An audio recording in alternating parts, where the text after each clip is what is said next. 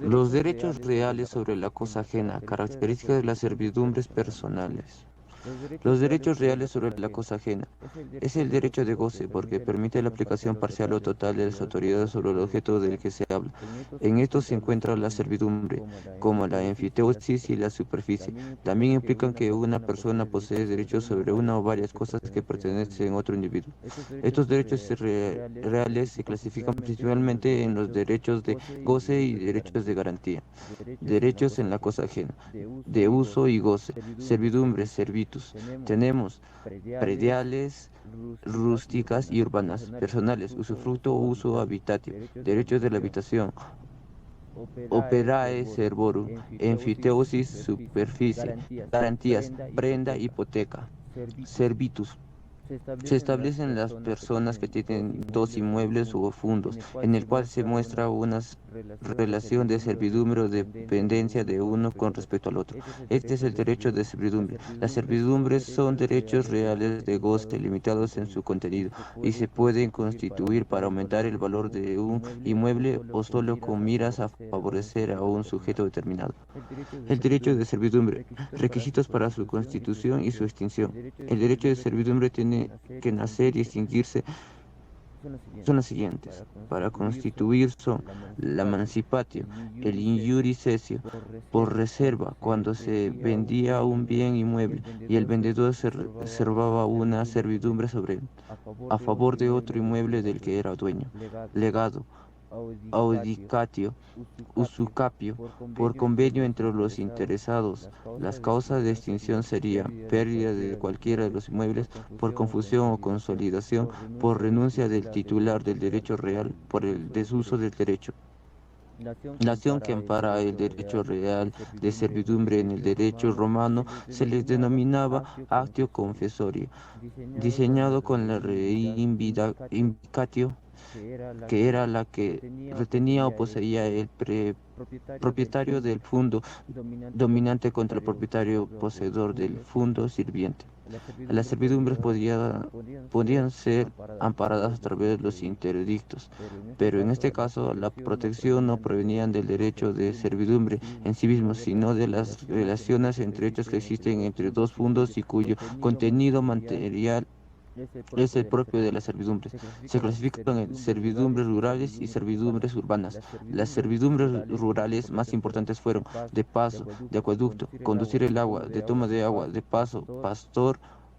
Las servidumbres urbanas se dividen en prohibición de levantar construcción que afecten y eviten el paso de luz, apoyo de viga, apoyo de muro, desviación de agua.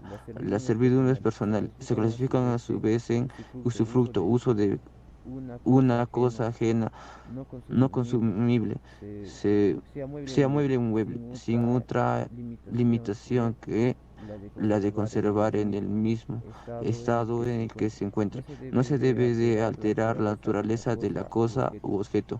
Uso. La persona goza de un ius fundi cuando se la facultad para utilizar una cosa ajena en la medida necesaria para satisfacer los requerimientos propios del usuario. Derecho de la habitación, uso limitado. Ser concreta la utilización de una habitación en específico. Operae servorum es un derecho de la persona para posibilitar el beneficio de los servicios de un esclavo ajeno, ya sea de manera directa o bien cualquier alquilándola. Superficie. Este derecho real es el disfrute de todas las construcciones que se encuentren en el derecho, el cual no es propietario. Es un derecho real que es posible enajenar y transmitir a los herederos por parte de su titular, que es llamado superficiario. Esta enajenación y transmisión del goce a perpetuidad o a largo tiempo del edificio construido en suelo ajeno se hacía mediante el pago de un canon anual llamado pensión o salarium.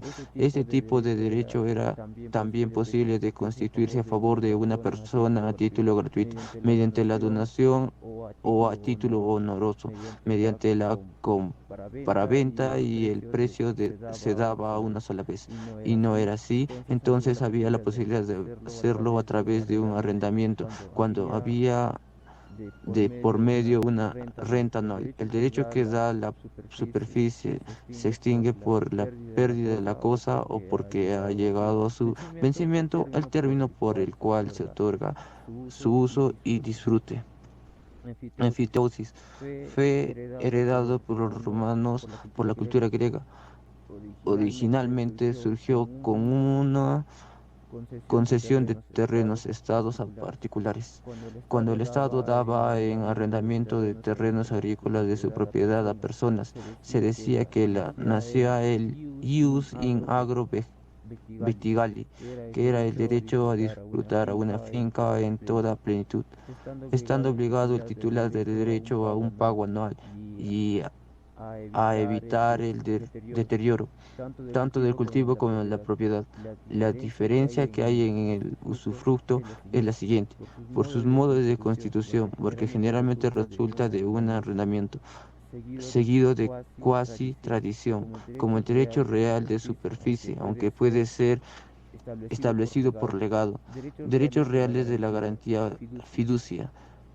El contrato fiduciario es un contrato por el cual la virtud de una persona llamada fiduciante se obliga a transmitir a una persona denominada fiduciaria la propiedad de una cosa mancipiable a través de la injuri cesio o de la mancipatio. En este caso, el objeto de la fiducia no trataba a formar parte del patrimonio del acreedor de una forma definitiva, sino de modo transitorio y temporal, en razón de que aquel tenía un crédito a su favor.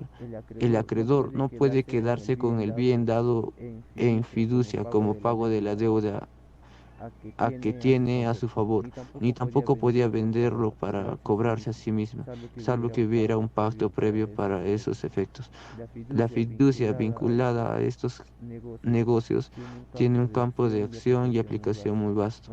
Al deudor enajena una cosa al acreedor en forma de emancipatio o injuri cesio y con fin de garantía. Fiducia cum creditore pignotoris iure a la transmisión que une el convenio de fidelidad, fiducia, que obliga a la restitución de la cosa de una vez satisfecha la deuda, lex pactum, pactum conventum o pactum fiduciae.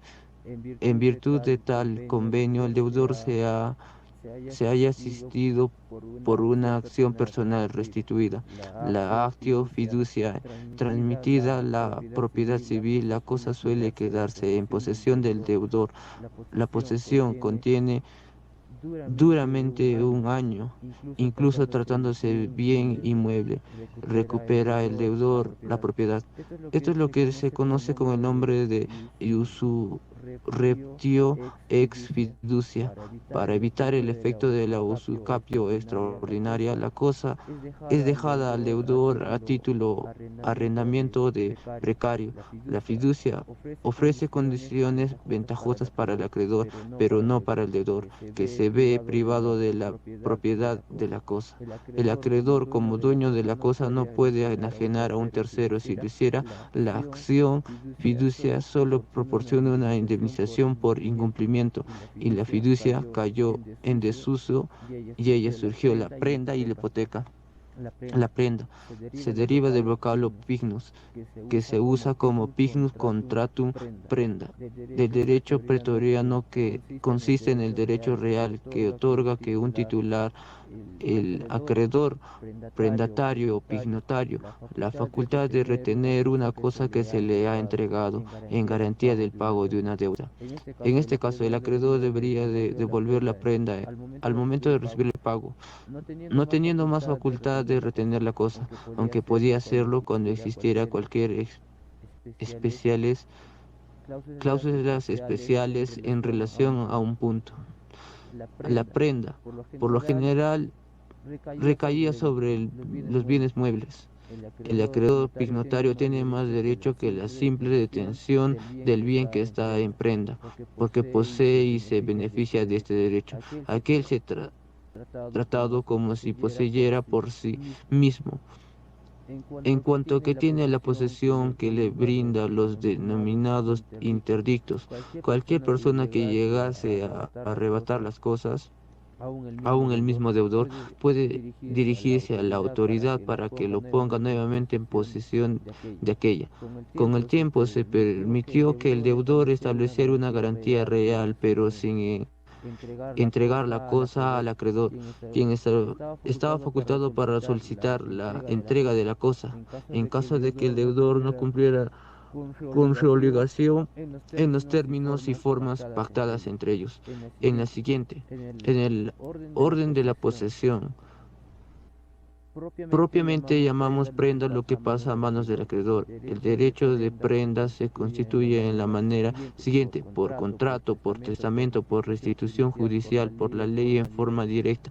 Las formas de extinción de la prenda son las siguientes: por la extinción de la deuda garantizada, por prenda de la sola, por renuncia, por confesión, por prescripción. Hipoteca es una garantía por la cual se afecta a una cosa garantía al pago de una deuda. La hipoteca se desarrolló e introdujo bajo la influencia del derecho pretoriano para designar la diferencia entre un derecho real de una garantía con disposición de una prenda, y sin dicha disposición se utilizaban los términos pignus contratum prenda y pignus conventum hipoteca, respectivamente. Sin embargo, en la época bizantina se introdujo ya la terminología moderna, y así, mediante la interpolación, los compiladores afirmaban: hay pignus si el objeto es entregado al acreedor, pero de hipoteca si el acreedor no recibe posesión. La hipoteca puede constituirse a favor de sucesivos acreedores. La posesión de estos puede ser de paracidad o disparacidad.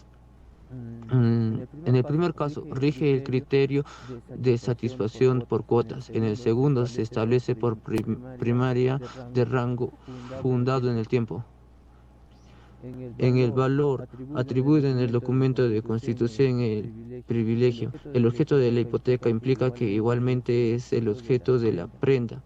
En el derecho romano era un bien corporal, siempre que se tratara de una res in comercio, y un derecho de crédito, un derecho usufructo, una servidumbre real, un derecho de prenda, hipoteca o todo un pacto presente e inclusive futuro. Gracias por